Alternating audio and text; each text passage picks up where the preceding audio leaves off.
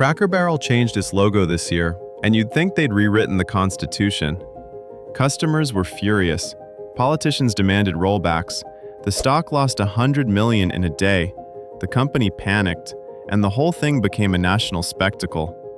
But that little logo moment wasn't the real story. It was just the spark that revealed something much bigger. Cracker Barrel had been quietly drifting into trouble for years, and this moment simply forced everyone to notice. To understand what's happening now, you have to start with what Cracker Barrel used to be. The original idea was simple but brilliant. It was 1969. America was deep into its car culture.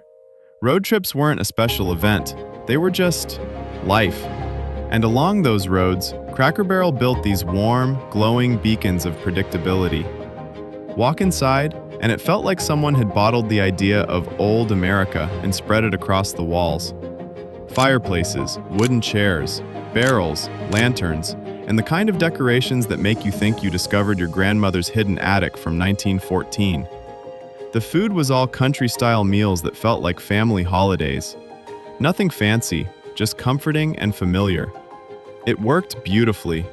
The chain grew fast, then faster, eventually hitting more than 650 locations, $3 billion a year in revenue, and a market cap of over $4 billion.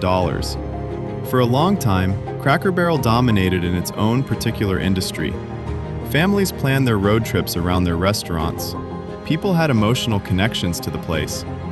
But if you zoom out today, it's now valued closer to $500 million, and the stock has fallen almost 80% in the last 5 years.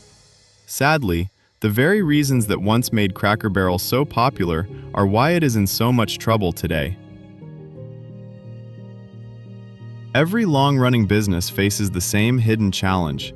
The moment when the world moves forward, but the company just doesn't. For Cracker Barrel, that shift started quietly. The customer base began aging. By the early 2020s, more than a quarter of all guests were senior citizens, and younger diners were barely showing up. It wasn't that younger people hated Cracker Barrel, they just didn't feel invited. The once cozy experience started feeling cluttered. The retail store that used to be charming began to feel overwhelming. And the heavy, hearty meals that appealed to older generations just didn't line up with what millennials and Gen Z were looking for.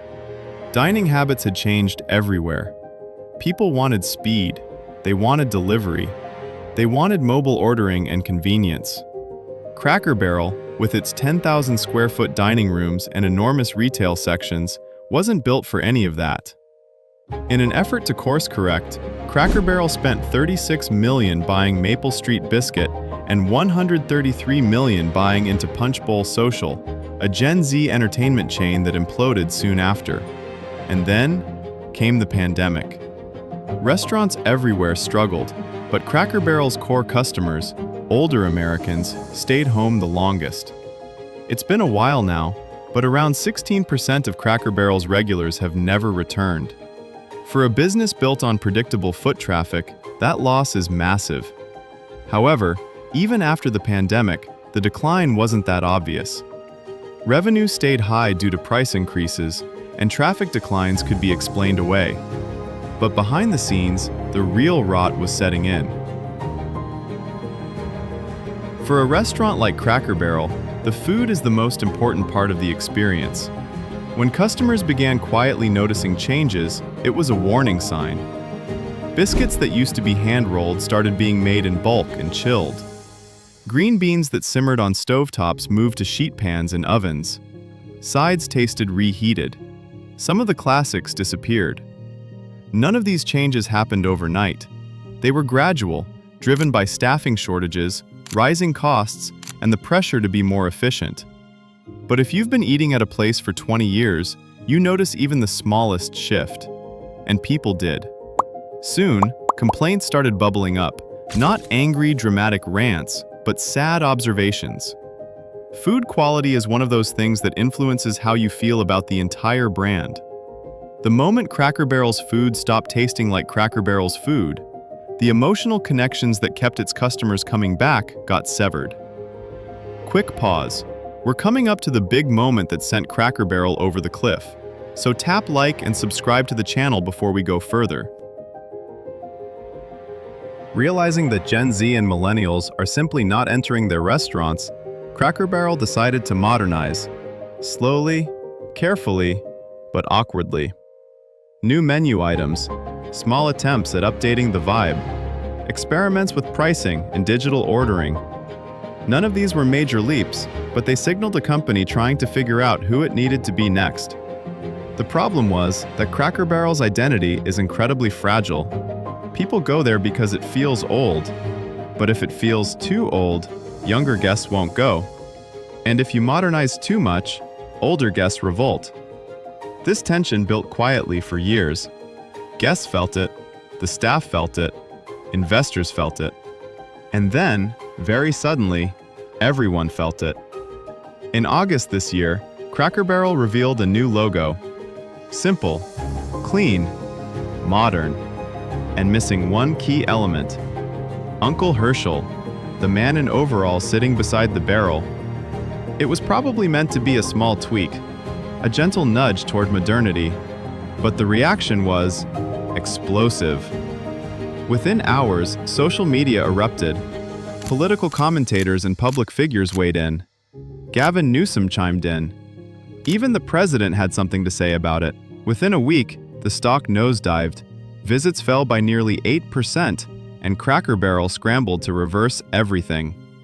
They even cut ties with the design firm that made the logo. But the backlash wasn't really about the logo. It was about something deeper, a feeling that the brand didn't quite understand itself anymore. When people saw the old-timer disappear, it symbolized something they had sensed for years but couldn't articulate. Cracker Barrel was losing its identity. The logo controversy left the already struggling firm teetering off a cliff.